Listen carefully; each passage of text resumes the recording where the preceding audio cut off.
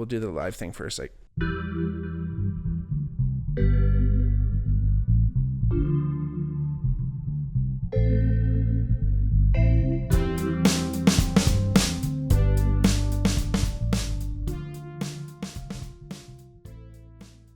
hey everybody, welcome back to the Bigmark podcast. It's me, your host, Bigmark. If it's your first time watching, welcome. If not, welcome back.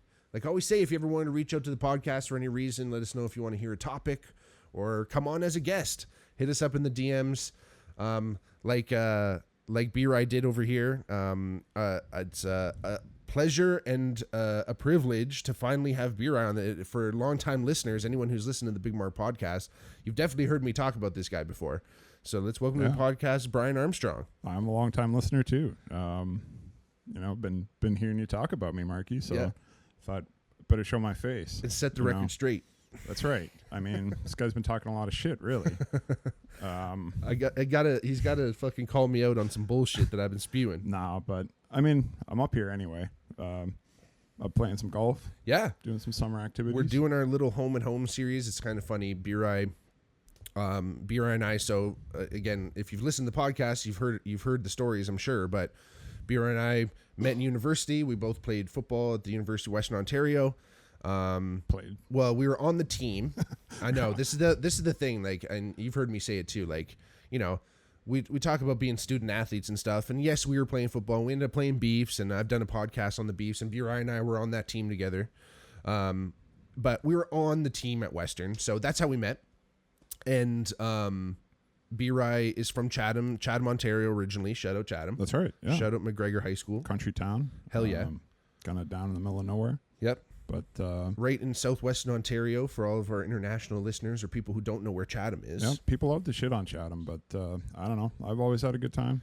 It seems like a lot of the people that are born there end up living there. Yeah. And marrying people from there. No shit. So I don't know. It's the end of the Underground Railroad. Yeah, more or less. Out at North Buxton there. Got a lot of history there. Mm-hmm. I when I come up here to Hamilton, I kind of feel a kinship to this area. Mm-hmm. Like it's a similar kind of vibe. Sure. With all the 1812 doings that went down and so true. You know, all that stuff. And there's just kind of a similar feel to the town somehow. Mm-hmm. It's hard to explain. I remember you mentioning that the first time you came to Chatham, or one of the first times anyway. Yeah, for sure. For sure, like it's a big enough town to have like a downtown area. Yeah, there's a mall downtown. There is a strip club. Is Spanky's still there? Oh, I'm sure. Spanky's, it's like one of the only bars in town, right? Shout out Spanky's. That's the thing. The ladies go there. Like it's go to the River Rock. Yes, it is a strip club, but it is also kind of like, you know, one of 4 bars. Yeah. So it's you end up going there. The bouncer's got a spider web tattoo on his bald head. The man's worked there for probably 30 years. And he's still there probably. Yeah. But yeah, Hamilton vibes. I mean, apart from, unfortunately, the Red Devil connection there. Oh, the bikers. There's biker gang. Oh, wow. There's a biker gang that are fucking neo-Nazis or whatever. Yeah, or just straight up Nazis. Oh, yeah. But they have always the weirdos. A clubhouse in Hamilton and in Chatham, which is hilarious. So, I mean, but this is the thing, right? Like, even back to 1812 times, and B-Rye's a huge history guy. But back in the 1812 times, like, that was kind of like the front almost, right? Like, you kind of went down like the shore of the lakes, right? So you kind of had to, and it was almost like I don't know. Do you know much about the War of 1812? Like this, like the strategies and stuff. Some, yeah. That's a kind of a nightmare geographical thing, right? Like you're getting squeezed into this like corridor. Well, you're pretty far extended with supply trains at that point. Like this is pretty rough turf at that point. Like Fort Detroit, you had. But that's why they had to give it up after taking Fort Detroit. It was like the Americans won the Battle of Erie, naval battle, and no more supply lines. So they had to withdraw up that peninsula, basically. And most of the battles that happened in the Chatham area, like the Battle of the Longwoods, I don't know if that was the one that Tecumseh died at, but it was one of those ones in that area, fought like just kind of east of Chatham in that area. Is that the one where Tecumseh just like brought a bunch of dudes and they just like walked between That the was the trees? capture of Detroit. Oh, okay, sick. Yeah, they did not have like the brute force to take Detroit for sure. Like they could have held out, but they made through kind of crookery, Right. by displaying a force that was bigger than it actually was, and really leaning into the native aspect, because they were maybe had a reputation for being really violent and like not keeping prisoners and things like that. They made the native force look much bigger than it actually was. And the commander of Fort Detroit was just like, well, fuck this. We're just going to surrender so that we don't get scalped. Yeah. Oh my God. Type thing. Sure. But then they weren't able to hold on to it, and they had to withdraw up, the Thames, basically, like that southern Ontario, like up towards London. Yeah. Chased by, I think, William Henry Harrison. I might be wrong about that. I'm just kind of pulling that out of my brain. But and then because Tecumseh, although like we have a town named after him, and or Tecumseh, however you say it. Yeah. Like American leader, like his turf and like all of his people were like not anywhere close to Ontario. True. And he was not really down with being there. Wow. Because that was more or less the British withdrawing, not pushing into his turf like America, like they kind of had talked about, and maybe promised to like take the fight to the Americans type thing, like to that area.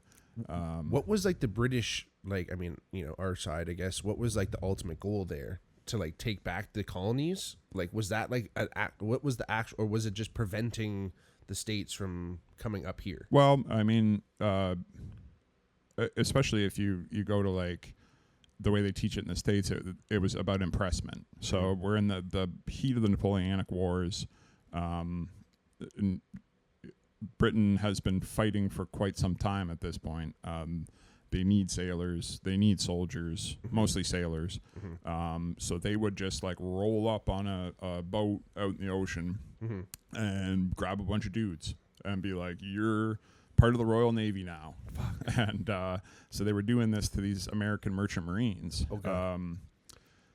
Especially because I think, America continued selling goods to both sides.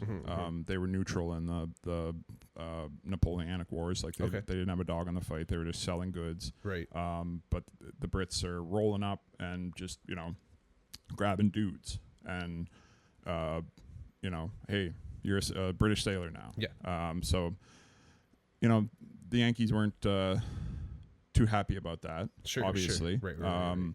And that's, kind of the weird thing about history is like from a Canadian British perspective, we always seem to think that it was like, oh, they're invading British North America, or what became Canada. Okay. They're invading whatever.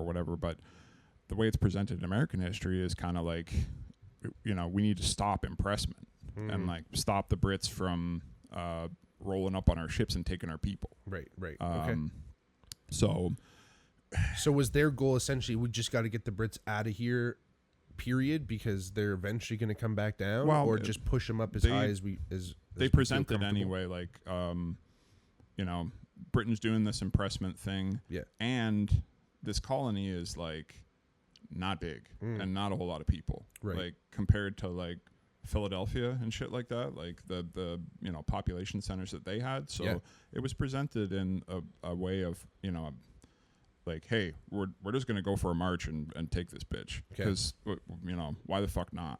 Sure. Like these guys, they're kind of bloodying our nose with this impressment thing, and we feel as though we have the military power to just roll over them, right? So because like I'm assuming the reality was the Brits at the time were like, we have all of Britain behind us. Like, if you fuck with us, Britain's coming. But that's like, it's not like anything's gonna happen instantly. But they're fighting Boney. They're fighting Napoleon is the thing. So for sure, true. They're preoccupied. So that's where the fucking Marines are and shit. Or that's whatever, where the bulk of the British the forces good stuff. are. So if you're the Americans, you're going, these guys are talking mad shit, right? And as the Brits, you're never gonna reveal like, hey, we're actually fucked. Hence the Tecumseh fucking moves where you kind of have to make something out of nothing. Right. Because you're just like, if we lose this, they're just taking Canada for sure. Right. Like, I guess that would have been For sure. British things like fuck appeasement, fuck all the other stuff. Yeah. What was it, impressment? Impressment. Impressment. Yeah. Like, who knows what all, like, when was the, I guess that was before 1812. That would have been in the 17 and whenever. No, when did they do the Boston Tea Party?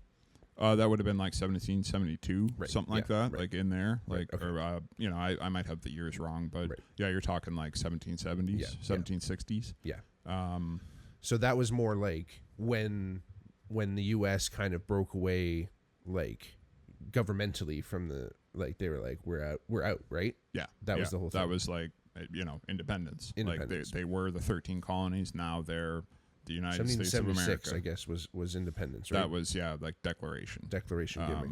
Yeah.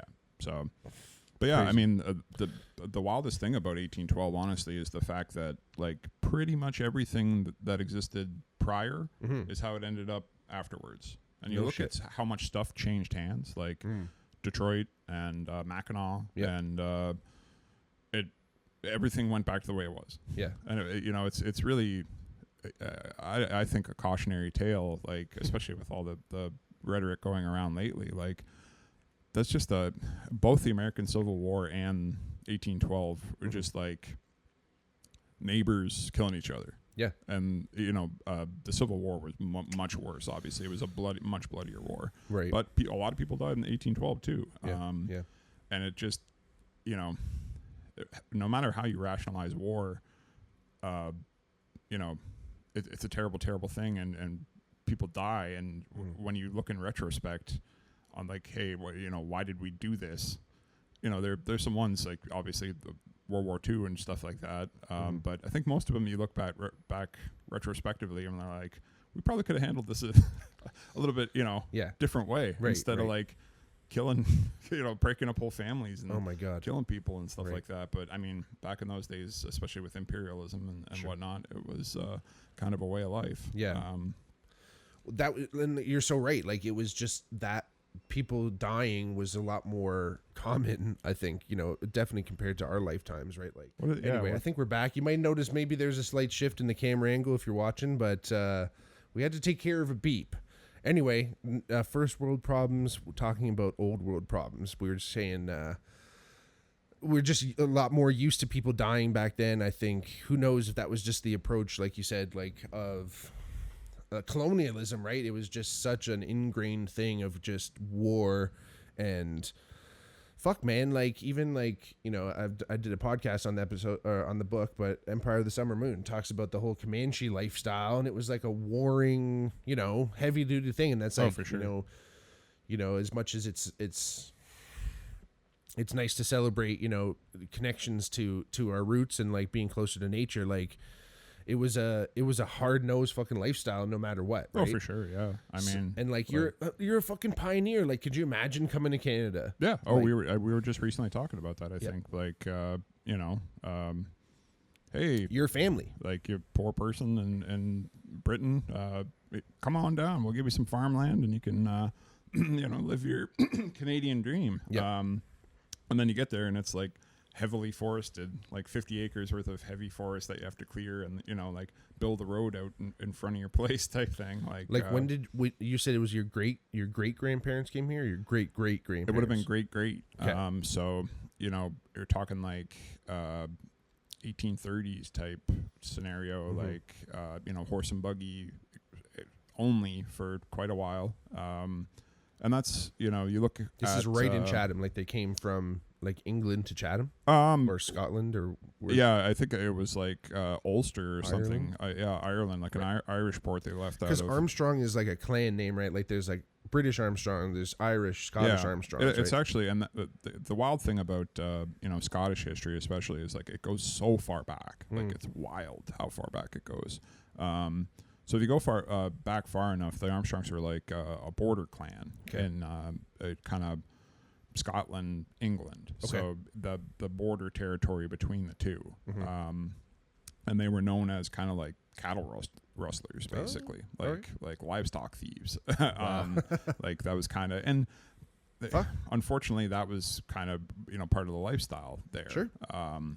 There were other clans that were known for kind of the same thing. Sure. They were known for having like really fast horses, and they'd come take your cattle, type thing. Yeah. If things got thin where they were, maybe they weren't in the most arable part of the country, like kind of rocky soil or something like that. And maybe not the best agriculturally, so in order to get by, they might have to come borrow a couple of your hogs or whatever it might be. Sure.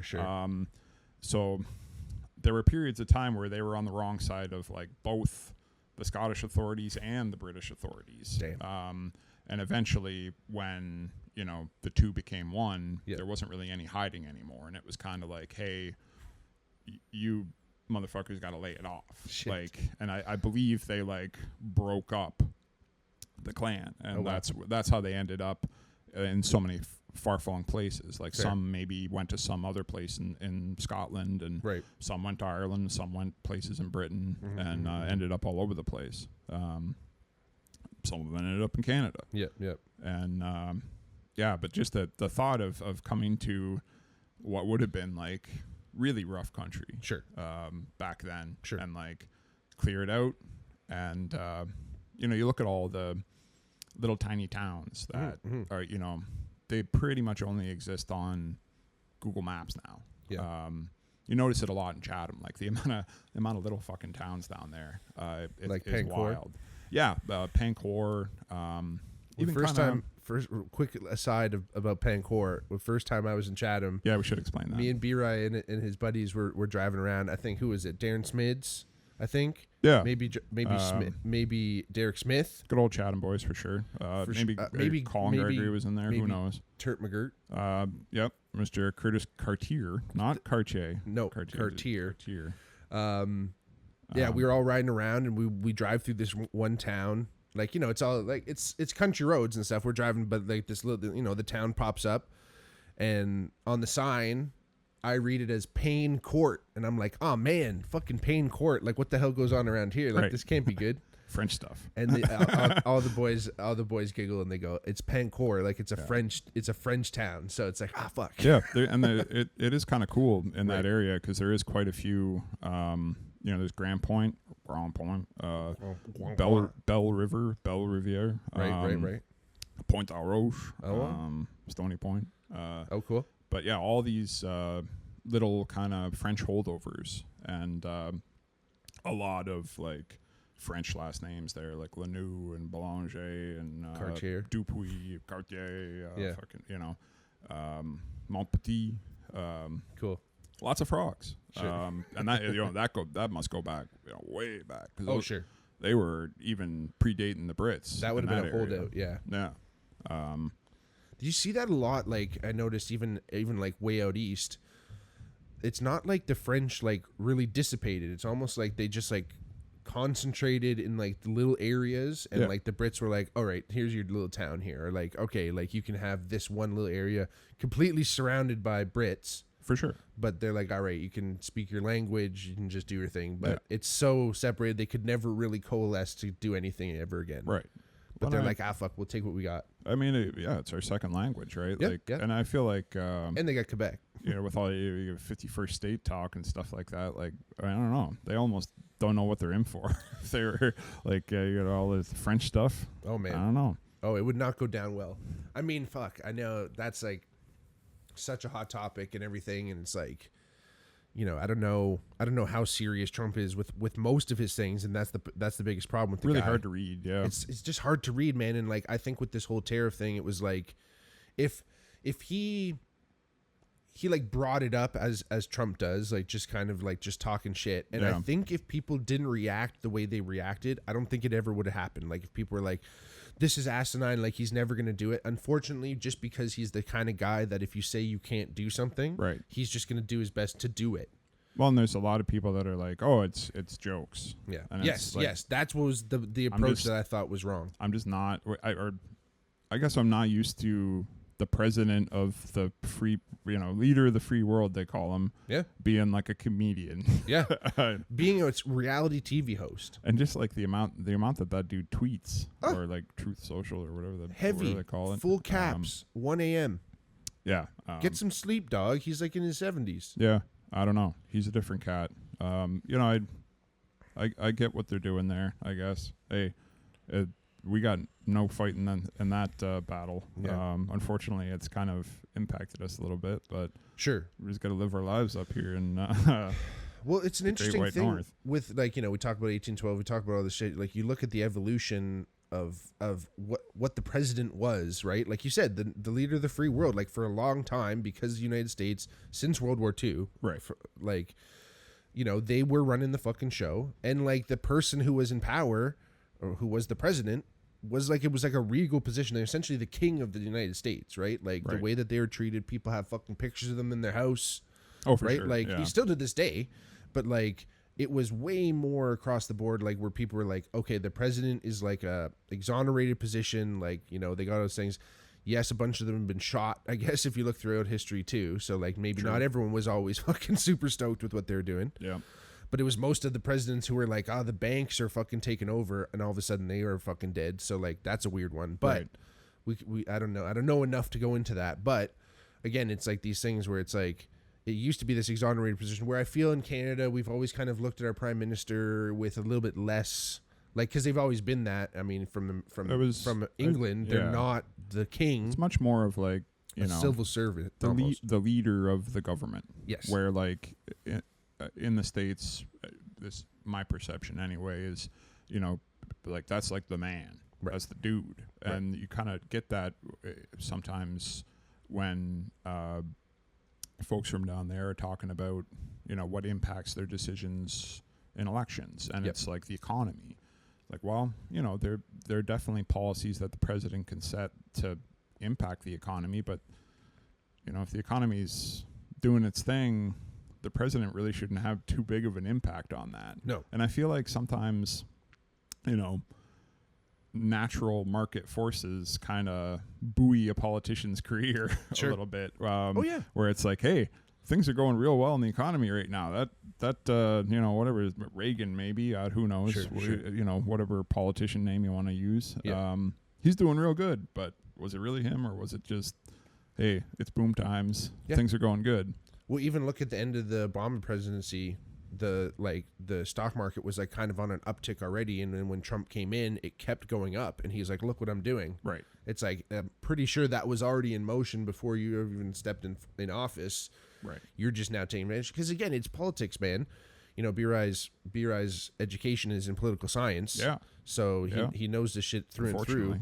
The heaviness, the abstract, the fucking, I remember you were taking that totalitarianism course, and it's just like fraught, like, and we only know North American politics, but European, bro, like the fucking corruption and all this stuff that you used to talk about, like, holy shit. Well, and that's why it's, and from a Canadian perspective anyway, it is a little bit scary when an American president starts talking about 51st state and, hey, we might just come and take it. It was like, well, hey, yeah, you could for sure. But man, that'd be ugly. Like, what an ugly thing. Terrible. We fought and died and bled in so many wars and together. Like, it wasn't that long ago that, this stuff was potentially a reality. Fighting and killing. It's not something that we've lived with in our part of the world for a very, very long time. And think we'd like to keep it that way. Absolutely. But look at Ukraine, look at Bosnia, look at all these things, which is like these neighboring countries where you're like, they're pretty much the same. Like, again, shout out to all of our Yugoslavian brothers out there, but like that whole area, yes, it's all Serbia and Croatia and Montenegro now, but like they're all the same fucking peeps, man. Yeah. And those people will kill each other and gun each other down. Yeah, I took a course on that at Western too, like the Eastern European thing, where it's like all these little tiny countries over there. Yeah. And such strong beef between a few of them. Yeah. Or you look at the way the borders are drawn up, where like Croatia just scoops the whole Give us the whole coast. coast. We just want the coast and like a little blip in the coast. Yeah. Yeah. And what's right in there. I guess Serbia is like on the inside of that. I'm not 100% on that. Can't remember the geography of it, unfortunately. They get chooged. Apparently beautiful though over there. Montenegro and stuff is supposed to be unreal apparently. Yeah. But again, it's kind of, I think, and you could probably enlighten us a little bit more too, B-Ride, but like you didn't have as much land to play with. Like here was like the land of plenty. It was so big, so wide. Sure. Yeah. Basically, if you wanted to avoid conflict, you just like found more area and you just like went away further. For sure. Where if you're surrounded by mountains and shit or seas, like that's we talk about the geographical nightmare that like Southern Ontario was for a war. When you're like sandwiched between mountains and there's like the Adriatic Sea and the fucking sea, like there's fucking oceans and stuff, like there's nowhere to go. Yeah. So you kind of have to battle it out a little bit, right? Yeah. And then when your people look the same, acres of arable land, right? There's only so much. If it's arable, that's the other thing too, right? Like think about that. Like oh my god, there's so many places over there where it's fucking desert, rock, and they're still fucking killing each other. I mean, geez, we all know what's going on in Israel and everything, right? So it's like, well, and that was the course on genocide, and kind of the craziest takeaway from that course was like, man, genocide is really common. I remember proofreading some of those papers that you did because B-Ride and I lived together as well, and every once in a while I'd just send over a fucking you gotta get a proofreading. I'd get this like 10-12 page paper on just like essay heavy, and they kept killing everybody for sure. Oh yeah, I mean, like you look throughout human history, and it's kind of sad how often it happens, like mass killing events, even like and some really really terrible ones where they're like hacking each other apart with knives and shit like that. Jeez. It's just disgusting stuff to think about, but and then to realize that like wow, you look at the breadth of human history and it's really not that uncommon. Unfortunately. But yeah, that's what makes some of the more hard-nosed rhetoric nowadays a little bit scarier, and I mean I don't think the Americans are coming knocking. That's for sure. Yeah. But it was just weird to have a sitting president talk like that. Yeah. And essentially we are witnessing the end of the American empire, right? Like we're watching the downfall. Like all empires end, as you know. I mean, there's definitely just changing dynamics globally. Yeah.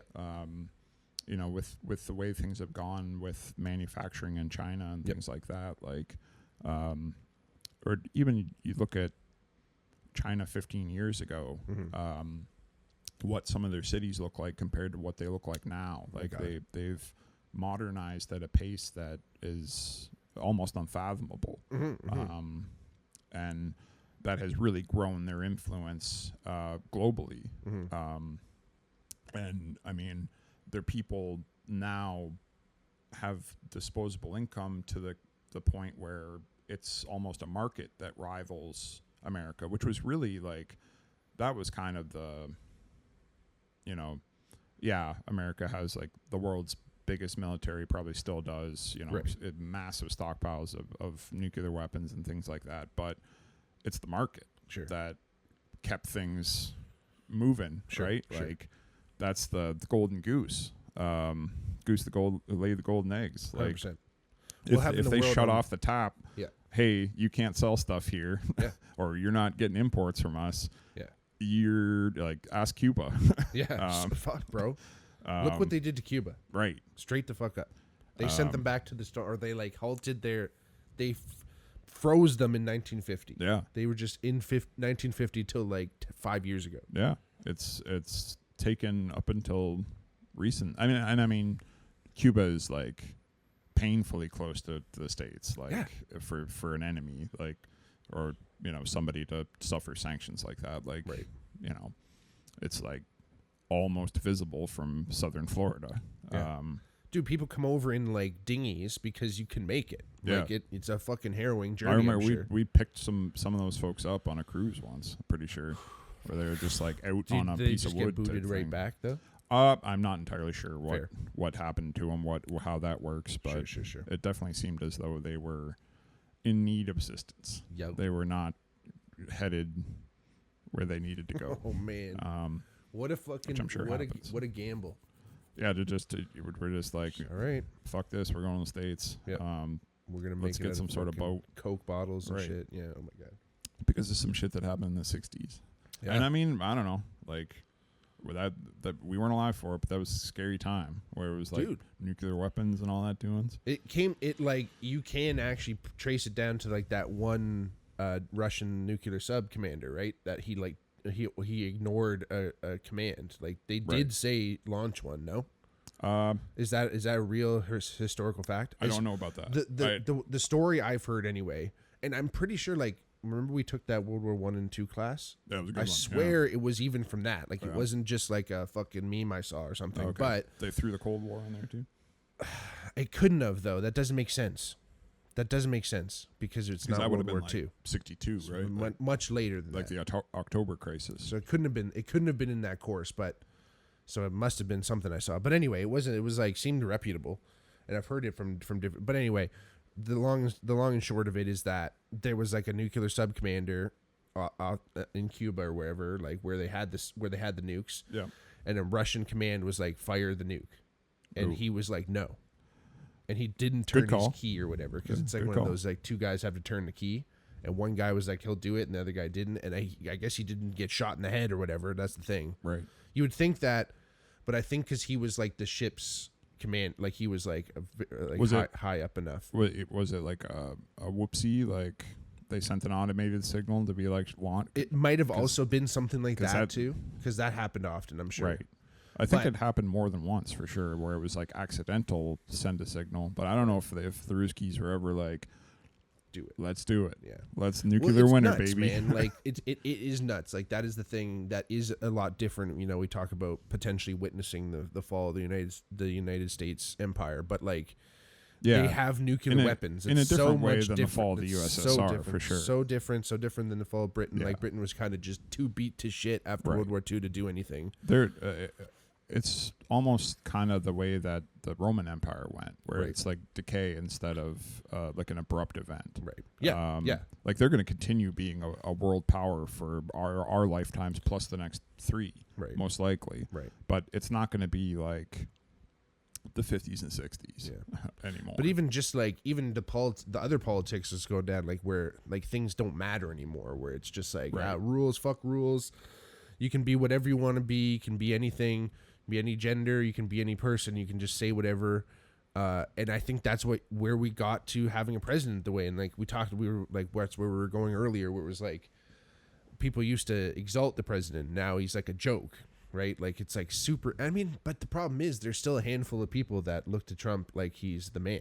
Yeah, I always try and whenever there's some sort of statement released or anything like that, or some policy that I don't agree with, just stop and think like, man, this team or whatever is doing what they earnestly believe is in the best interests of our country or their country or whoever it might be. Yeah. Sometimes it's really hard to kind of believe that or kind of jive with that thinking. Yeah. Remember that that's the case, because to you what they're doing seems so absurd. Yeah. But from their perspective, they're doing the right thing. Yeah. Yeah. And it, you can't, I guess, unless it directly impacts you in some sort of way, you can't be mad about them running their country or doing their thing. Yeah, so many atrocities have been committed under the idea that it was the right thing to do. Right. Like no one, I hope at least. I mean, even if you're just convincing yourself of this, you're doing these things because you're like, this is terrible. We shouldn't do this, and you Right. just do it anyway. Well, what's the saying? Like the path to hell is paved with good intentions. 100%. 100%. And yeah, that's happened with the States quite a few times. Like you look at like the Black Hawk Down situation. Like from their perspective, they were there to like, fight against this warlord. Not even fight against the warlord, just like get food to people that the warlord wouldn't feed. Yeah. But whenever you have military force on the ground, they're going to do what military forces do, which is shoot and kill. Right. And some folks who maybe shouldn't have got shot and killed will be, because that happens. And that people usually don't get the warm and fuzzies about that. No kidding. No kidding. I don't know. There's a wonderful documentary on Netflix not too long ago about that whole situation. And what I found most interesting about it was they really had the other side's perspective. Like the Somalis. Yeah, the Somalis. Yeah. You know, like people who, I don't know if you remember the movie or remember some of the other documentaries where like they have footage from it. Right. You know, they had the dude that was running the camera, like he was the Somali journalist who had like the camera type thing. No shit. Or like, you know, when the helicopter went down, you know, a homie that rolled up with like number 1 AK-47, they were talking to him and stuff like that. Whoa. And I thought that was really interesting for that type of documentary where like some of those, especially when it is an American war, you know, being published in a documentary being published in America, it takes a very heavy slant that way. From the American perspective. Of course. There was a wonderful one about Vietnam released recently. Another, you know, just complete antithesis of world viewpoints, where like you have one side that, you know, kind of believes that they're fighting for the independence of their country, and then the other side that thinks that they're, you know, fighting against global communism. Right. And that was a real meat grinder, like terrible. The shit that went on there, Senseless. completely senseless. And like to think that, you know, because part of the American strategy was that they would declare free fire zones, be like, hey, this whole area of, northern Vietnam or southern Vietnam, wherever it is, we're going to like blast messages out to be like, hey, evacuate, get the fuck out, because we're going live in this area. And then if you're found in that area, you're basically assumed to be Viet Cong, like the enemy. You're going to get napalm. And these are people's homes. I don't know if you saw that one. No. Oh, I'll check it out. Highly recommended. Fuck, man. Because they would just roll up on a village and start shooting. Jesus. Like women, children, whoever's there.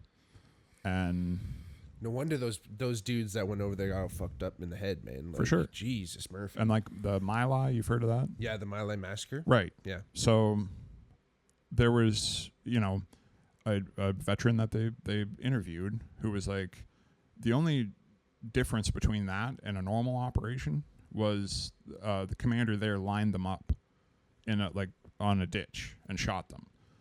Normally, you just shoot them as you find them. Like, right. They're running down the street, bam, bam, bam. All right, okay. Now they're dead. Instead of like rounding them up and shooting them into a ditch type thing. Right. The effect is still the same. Of course. Everybody's dead. But there's something methodical to that other way, I guess. But yeah. So that was the one that got really, and there was some really good war correspondents, Morley Safer, right. Blanking on some of the other ones that, they were along for the ride. They were there with the troops, like embedded journalists, and these guys start blowing away non-combatants, and like unarmed, women and children. And are they like, what the fuck? Or are they just sitting there being like, what am I witnessing? They don't have guns, right? Sure. And the GIs do, and they look exactly like the GIs. So, like they didn't wear like a press thing or anything. They just had like. I think they had like an identifier for sure. Right. But I mean, in certain circumstances, the army units that these guys were assigned to they were just handling business the way they always handle business. Yep. And it got out. Did you have you had guys like from Korea and stuff in Vietnam, right? Like some of the more senior the leaders, OC, I think. the officers and stuff. Right? There's definitely a bit of a gap between the two, sure. But you definitely would have had some of the senior leaders from that. But completely different war from most other where there really wasn't any like territory gained or anything like that. Sure. Like, you know, they would fight over Hill 247 you know, for weeks and lose a bunch of people and, you know, pretty heavy casualties on both sides. And then, you know, the Viet Cong would withdraw or the Americans would withdraw, and then the other side would take it. And then, you know, maybe 6 months later, now they're fighting over that hill again.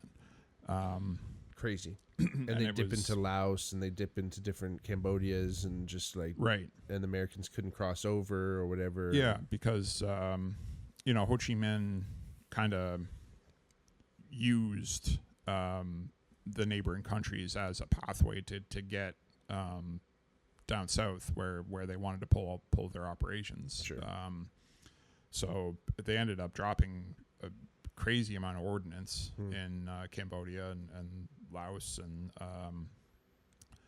even in Vietnam proper. Like the amount of bombs that they dropped there is like they would drop in a couple of days or like one day, like an equivalent to like a good chunk of the Second World War and like tonnage and bombs. Jesus. Just like bomb them to the Stone Age was like part of the strategy. Good God. It's also kind of wild to think about like how long it did last. Like, you know, I don't have the exact, but it's like, you know, 63 to the mid 70s or something like that. Like it was a really good chunk of time that they were duking it out. 55 technically says it started. That's the French first, maybe. It would have been the French probably to 75, so that's when it ended. So whenever the U.S. went in, I'm not being a very good Jamie right now. Oh yeah, I was just gonna say 1969. I think is when the States went in. Right, 69 sounds about right. So like 6 years.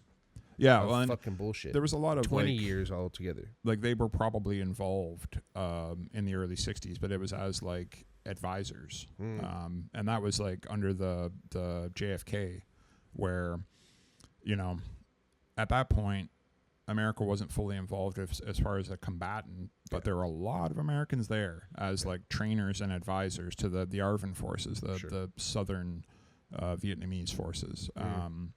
Because JFK got shot, and basically LBJ was like, "We're going hard now." Yeah, and that was, you know, posthumously, while JFK was alive, there wasn't really any, you know, they were building up. You know, they were only increasing the amount of advisors up until the point that he was sadly shot. Right. A lot of people posthumously say that, hey, it's very likely that JFK would have, you know, got him out of it or like started to wind things down instead of ramp it up. Right. And then unfortunately, he did, you know, get capped there in Dallas. And LBJ takes over. Was that one of the big reasons why they were like JFK's a commie? Because he was like, because that was the perspective of the States. It was that this was a push from the Russians, and this global communism threat was so big that because JFK wasn't really going like, let's go pedal to the metal on this thing, they're like, oh, he's a commie. Right. Potentially. They called that anti-American committee and all that fucking American Activities Committee and all that shit. Like that was all during then, right? Like, oh yeah, yeah, for sure. It was a very strange Un-American Activities Committee, right? Yeah, and I mean, they believed that, you know, their way of life was under attack. And they, you know, really viewed Vietnam as kind of a pivotal domino in that kind of part of the world, where like kind of if this one fell, because a bunch of other ones already did, right, that was going to kind of tip the whole block in that direction. In French Indochina, and just it really, in a lot of other wars, leaders kind of had rose-colored glasses where sorry, I'm losing my voice. It's all right, it's the coffee, I think. they believed it was going to be a cakewalk going in. Right. You know what I mean? Yeah. Like, Yeah. people really talked about that in the First World War or various other wars, but where, hey, we're the big bad bully. We're going in and wrecking house. Right. And I think that's kind of how they portrayed it in Vietnam. Sure. But behind the scenes, they were quite aware that it was going to be a slog, that it wasn't going to be a quick victory, that it was going to be a bit of a casket fest, unfortunately.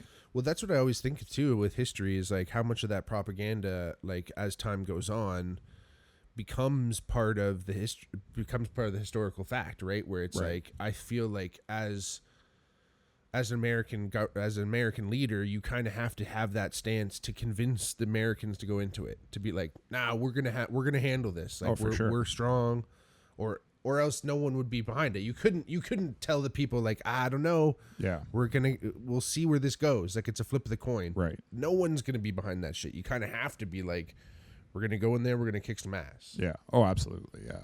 And that was definitely, I believe that's definitely what they portrayed. But yeah, I mean, definitely one of the biggest L's on the Americans card for sure. Oh, for sure. And I mean, it is kind of, you know, not to anger our Southern brothers. Hey, peace, man. We love you. But you talk to some folks down there, and they're like, "No, that was a police action. You know, we were in. That's not a real war. Like Vietnam wasn't a real war. True, we didn't. Americans never lost the war, bro. Right. Never lost the war. No chance. 1812 W. That's a dub. Vietnam. You know, they did what they. You know, it was mission accomplished. Mostly because the South Vietnamese just couldn't fucking nut up and do their thing.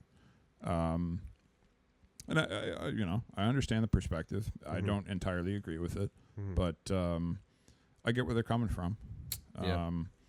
But it's just, you know, you look at any of these wars where you end up fighting people who are living in their houses and sleeping in their own beds at night, and you're half a world away from your bed. You don't even know what the fuck's going on. You know, you don't want to be there for decades.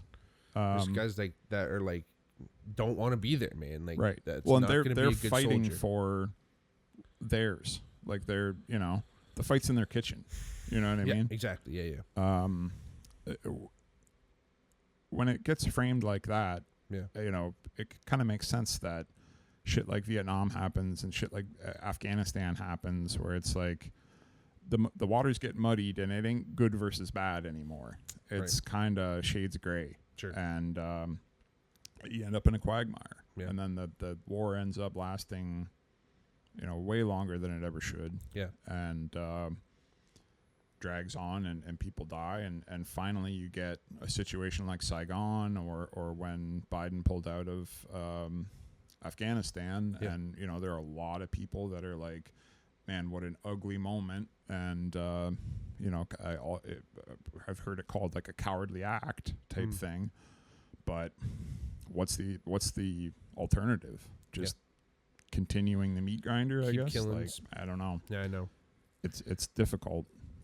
It's tough. I mean, again, because you can't, you know, it's almost like, you know, it's obviously a really cold approach, but you can't make an omelet without cracking some eggs, right? And you look over human history, as kind of has been the theme of our episode today, but like a lot of arguably bad shit has happened to get us to where we are, really. You know, there's human history is fraught with violence and for sure, and heavy killings and heavy doings, but like it's just, I think that what's becoming harder and harder to justify is that there are better alternatives. I think throughout history there haven't been a lot of alternatives to the way we used to do things. I mean, especially even before technology, and like I'm talking like industrial technology, like, you know, bow and arrow type shit.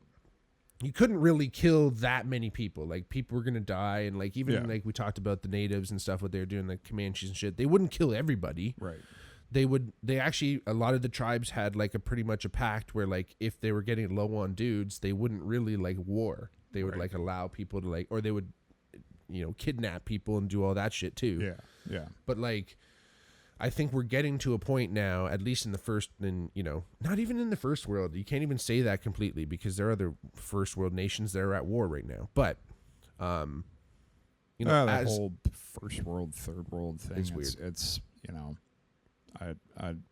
I feel like people who live in North America, really like to paint with a wide brush when it comes to the old third world thing. It's basically like, dude, I've a whole fucking chunk of the planet is the third world. And bro, I've driven through parts of fucking Hamilton that feel like the third world, bro. Yeah. Like Detroit, Michigan. How about Niagara Falls, New York? That's what I'm saying. Again, we love our American brothers. Love you guys. We've been to shows. We've seen Pro Jam. Some of your neighborhoods suck.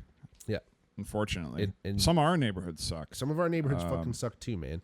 And you know what? You're so right. I think that's such a North American centric idea to kind of be like, oh, we're like this first world. Yeah, we're the first world. Totally as well, right? It has something to do with nuclear weapons, doesn't it? Sure. Where it's like if you That's got nukes.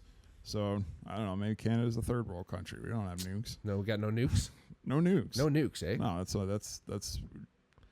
the boys Americans down got south. those. They decided that way back in the day. True. It's noble. I mean, it makes guess. sense. But if they get hit, we're getting cheats. Really. If the Ruskies come calling, you might want it. I don't know. Yeah. What are they gonna hit? What are they gonna bomb up here? Toronto? Probably Vancouver. Yeah. I mean, if you hit New York City, we're getting some fucking shit over here. No. It's only like 8 hours away. Not that far away. Probably some sort of fallout. I mean, they're gonna hit Detroit likely. Yeah. I don't know. That's like that. It's wild to think about that. No, that was like, what our parents were living through is like that was kind of a possibility. It's Hiroshima and Nagasaki. That's like Philadelphia and Indianapolis. Like imagine someone nuked fucking Philadelphia. Yeah, it's pretty wild. Fuck. Yeah. No, couldn't even think of that. Yeah.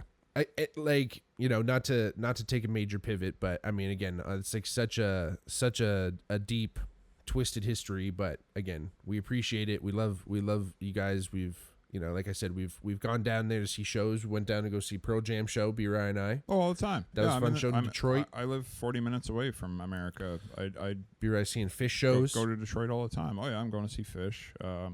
Sports stuff. Sports, true. We love coming and spending money in your country. Yeah. And we're not really doing as much of that lately, if you've noticed. I'd love to come back, but dude, there's so many, man. Like in Canada, for that matter. Obviously, we love Canada, and there's so many things. But like, as one whole country, America has so many different things. Yeah. Oh, absolutely. Geographically, like New York City is there, like basically the capital of the world. Right. Is there, like, oh my God, like there's so many things. It's too bad. Again, like you said, all the sports and things, and as you mentioned at the top of the podcast, Brian and I played football together, and it's a huge, like, that's like a religion in the States. Yeah, truly is a religion in America. Is America, like American football. Yeah. Like their rules, and to the point where like Canadian football is older than like Canadian rugby football. Yep. Developed before the American game, but you look at the way that they look at CFL and the Canadian rules, and it's like, oh yeah, you guys like a cool adaptation of the game. It's like, I don't know, it's actually older. It's definitely not as heavily supported. Right. But and we invented basketball. Right. We can't. We're just definitely didn't perfect 2 out of 3 of the top sports. But did not perfect it. No, we got to give it to the Americans, especially and football for that matter. Really, I mean, for sure, yeah. I think as people who played the Canadian rules, American looks a little bit more fun and it's a little bit more exciting. I never played a down of American rules, like without the like no yard and smaller field and things like that. I kind of do wish that I got the opportunity to play that with 4 downs and whatnot. Yeah. Never played a down of like true American rules. I scrimmaged at a combine or something, or one of the visits when I was trying to go down in the States. Right. We scrimmaged like that, but as a tackle, you bend the line anyway. So right. it still felt like I had a yard. True. So it did not feel different for that reason. Yeah. But I feel like as an interior lineman or a center, it would be fucking crazy, man, to have someone like breathing down your fucking... I would have loved to have played nose tackle and with American rules. Oh my God, for sure. You would have fucking probably went... Bread and butter was all American. Like, get you in a phone booth. Like, Oh, yeah. you don't have much room to you know, kind of navigate. Yeah. Just basically hit you with my brain. Yeah. But Oh, yeah. football, baby.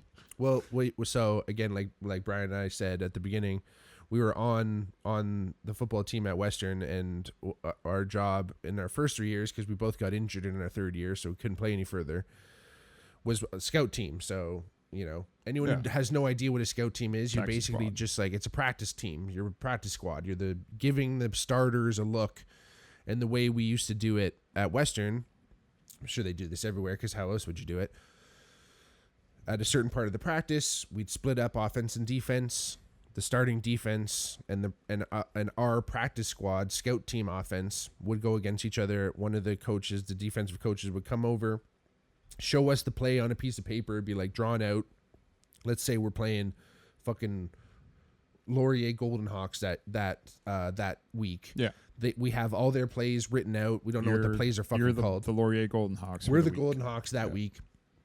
We have to look at a piece, and like, honestly, it's a pretty fucking tall order what they were actually asking of us to like be like, here's a play you've never seen before. Yeah. Never run it once. It's not even necessarily close to what we're running. Well, and it was definitely, there was some sources of friction where, you know, you're going against teammates. Yeah. The coaches coaching us want us to basically go as if it's live go. Yes. Like a real game. 100%.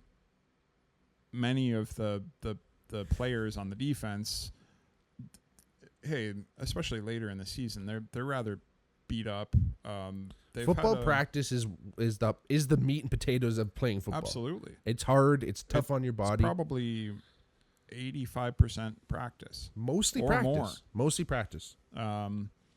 Especially if you're not like a full-time starter, like a rotational player. It's easy. You might practice, you know, a whole week, 2 hours a day, and then get like 5 minutes of play time. Yeah. Or none. Or zero. Yeah. Right. They're big teams with a lot of people on them. Yeah. But yeah, like the coaches want to push you to give a true look. Yep. As if it was a game. Yep. And you know, the players are maybe looking to go Show like the fuck out. 75%. Yeah. And they're telling you this. This is like during the play, you go to do this, and like we're offensive linemen, so like you're face to face with your buddy. It's also your buddy. The other thing is it's your friend. It's your fucking roommate. Like I lived with you know, Wheels and the boys, defensive folks. The whole defensive line, right? So it no, just not Ricky. not all of them, But it would be like and you know, Murph, I like guess, at some points. MVP money and Matt Van Prate. Yep. But then the boys. Dylan. Yep. We'd Dylan have Dill. Ainsworth. Yep. Anyway, so like that was honestly my personal struggle with playing football, is that you do have to practice at 110% really. But like once I got to know my friends on the team, like I kind of didn't want to take their head off. Like I always I was really grateful that we got to play for the London Beefeaters in our third year, so at least we got to fucking play some football. Yes, yeah. But that was much needed. But that's because it was real deal. When you're playing against another team and it's like actually a game, you're in a completely different mind. At least I personally was in a completely different mindset. I think some of the guys that excelled on our teams were guys who would just like, it was an on and off switch. If you're playing football, it was just on. Didn't matter who was in front of you. Yeah, and like that's how you have to be. You have to be a killer. A lot of the bad blood between offensive and defensive linemen was born. Yes. Like they all hated Josh Burley, right? Because the man was, you know, crazed on the field. 100%. He was. He was the Cookie Monster. He was call him the Cookie Monster because he'd be like, num, num, num, num. He wasn't going to take it easy. No, for sure. And that's like how he got to a starting position. I remember them telling us that, being like, Burley busted his ass so much that basically the starting D was like, put him on first team because we can't deal with him anymore. Well, and there were many times where, like, you know, hey, they want to take it a little easy, but we're here to do a job. Like, we had to give them a good look. Yep. So it wasn't like... And we were like, coaches yelling at us if we don't do this either. Yeah. And they knew that. We had a job to do too. And you know, I remember old Maddie Norman, talking about, you know, the way that the scout team did impact the team. Like, you know, it was a pretty selfless act for us to, get pretty much zero playing time. Yeah. But show up to practice every day and get beat on. Yeah. Or give some licks too. Yeah. But we got to catch them off guard every once in a while. Definitely. But that made us way better players too, because we're playing against the best fucking players. Arguably, some of those guys were all Canadian. So some of the best players in the country, we got to go up against every fucking day. And then we got to go play beefs and fucking kill people. Oh, yeah. But the reason why I even brought this whole thing up was B-Ry one of the best players we played with. He's in the fucking Hall of Fame at Western. Matt Norman had a great CFL career, all this amazing university career. Like I said, and I think we both agree, one of the best football players we've played with, period. Oh, for sure, yeah. Every once in a while, he would come over and actually play on defense because he was just a great football player, period. Like, honestly, if he was athletic enough, he probably could have played anywhere on the field just because he just had a good football mind and was tough as fucking nails. He was just built perfectly for offensive line, like an interior offensive line, or like just 3-tech, 1-tech, big, stout, heavy, tackle. Strong, super strong, extremely strong. But we would bring him in again, and he had played because he's from Quebec. He played Cégep, and he played both ways there too. Yep. Anyway, he was mostly you're playing one way in university, but he was good enough that we could put him in as like an interior defensive lineman in our like jumbo package or whatever we called it. Goal line kind of situation. Goal line, short yardage shit, where we really need to just plug up that middle. He would come in bad. But he would be lined up right over B-Ry. Yep. Every time. Those are battles. Yeah. And that was like, it was like gunshots going off when those guys, and like Matt was, again, like I said, one of the toughest mofos out there. And he would get stymied for sure by B-Ry. Like just B-Ry had that interior, and he came in as a defensive lineman at Western. Like you just had that idea and that mindset too, right? Like, yeah, he's told me it has to be a killer mindset. I hit him the hardest he's ever been hit in one of those scenarios. Fuck. And it like his wife even said that. Like I remember when it's Caitlin, right? Yeah. I think Caitlin. When Caitlin said that, it like the look on her face, like he definitely told her that at some point in the past because she was aware of it. Yeah. So it must have been memorable. Like I don't know if there was a potential brain injury there, like concussion going on, but or that night after practice because they met in university, so. And maybe he was just talking about it after or something. Or like he's like, "Oh, my bucket's rattled. I got to play in a game in 2 days or something." Because she was a rugby player. She played rugby and was on the wrestling team. Really somehow. Regret. Like I wish that's a sport that I really wish I got the opportunity to play. Man, me too. I work with a guy. He played at Laurier, and he was like. And Brittany has said this to us too. Yeah, where like we would have probably we would have had a good time playing rugby. Let's put it that way. I feel like that's kind of the main attraction for me anyway. Is like just the way that the sport flows. Like even the big boys get a chance to score a try. You know what I mean? Like that is the biggest shit part about football is that. I mean, I always compare offensive line to like the goalie of football. Where I've done that too. You're doing something so hyper specific, very specialized. You can't even really call it playing football. What we're doing, we're playing O-line. It's a funny thing about people in the area know that I played football at a semi-high level, and hey, like I got a kid that's interested in football. Like you want to like take him out, teach them a few things. It's like, well, I never really got to touch the ball much. So if you want to teach him how to like block and like hit people with his hands and face, I could teach him that. Yeah, but I think the only thing that you see offensive linemen do is like that's out of the wheelhouse is become running back coaches like Squigs, because it's just like you understand that whole happenings blocking and like schemes. And you just have to hold the ball. We can figure that out. Yeah. But you understand the blocking schemes. You understand where to run, where to be patient, where not to be. Especially for like teaching someone younger. Yeah. Yes. Like the fun part of football is catching the ball or, I know. like shit like that. All that shit. And I don't know a whole heck of a lot of that stuff. Like I luckily was able to play. The first position I ever played was tight end technically, but I never caught a ball in a game. Right. But yeah, rugby has that more free flowing. Yeah. Everyone has a chance. Well, and like getting to learn the flow of the sport, like it is, maybe just like any sport, but you definitely have to watch it a few times and watch it with somebody who's very familiar with the rules in order to kind of understand what's going on. Yeah. because for sure. there are very many people on the field. I believe it's like 15 aside or something like that. So there's 30 dudes on the field. Yep. There are 30 ladies, whatever. Damn. It is like very free flowing and uninterrupted. Yeah. Like the halves are 40 minutes, I believe. So 80 minutes total, with halftime. Mm-hmm. And that 40 minutes is pretty much uninterrupted play. There's no commercial breaks or any timeouts or any bullshit. They might maybe do like a substitution or something like that. Yep. But that's about it. Other than that, it is uninterrupted play. Yep. And you look at some of the we like to watch the Six Nations rugby. Which is like probably one of the highest levels, other than like the World Cup and things like that. Which is usually on when we're ice fishing. Yeah. And where we go ice fishing, there's a TV in the hut. This is not your average ice fishing trip. Oh, it's swank. We're gonna have to set this thing up in the hut. Ooh, we definitely could. Yeah. Ooh, for sure. That'd be sick. We could do whilst fishing. It might not be as professional as Studio El Marquis here, but you'd be surprised. You'd be surprised at how well. I mean, we've done a few podcasts on location now. I did the one with Jordan McCarter. I did one with my buddy Julian. Actually, I think I deleted that one. I think he asked me to delete that one. Unfortunately, you guys talk some shit. You come in a bank. Nah, honestly, not even really. Right. But I think because like our buddy Alex May, who we played football with, we actually did one, and he asked me not to post it. Didn't even make it up because he was trying to be an OPP guy. And I just think because in the tagline of my podcast is like sports to psychedelics, and like if you look at the other topics, talk about crazy shit. True.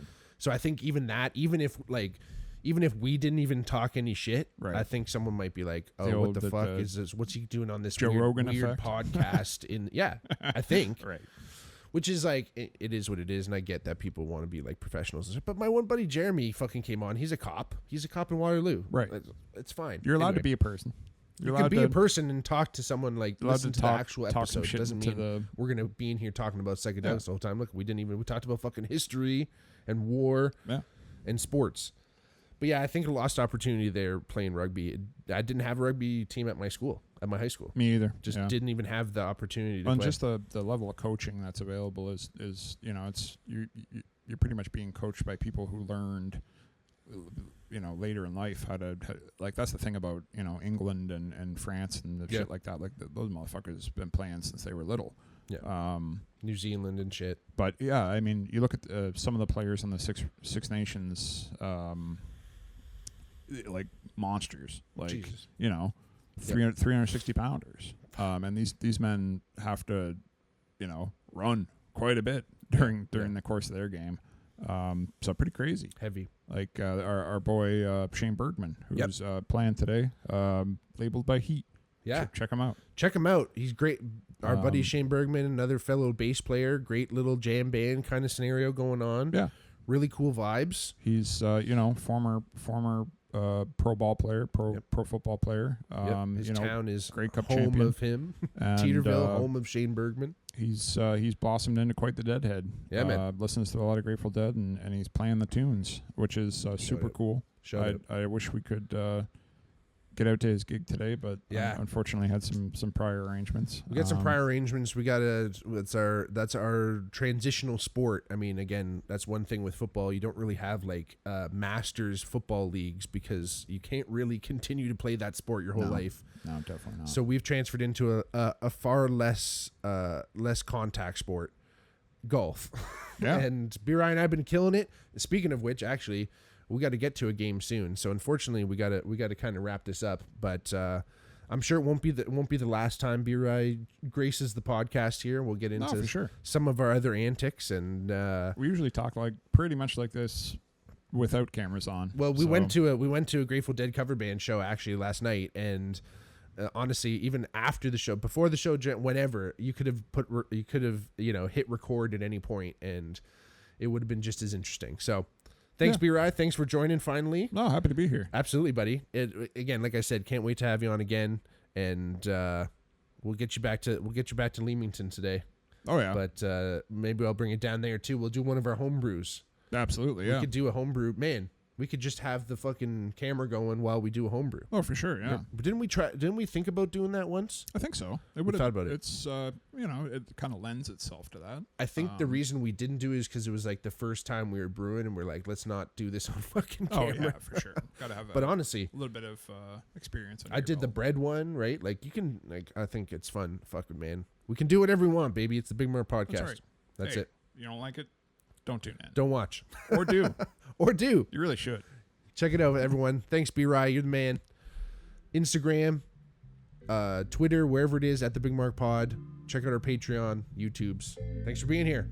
Peace.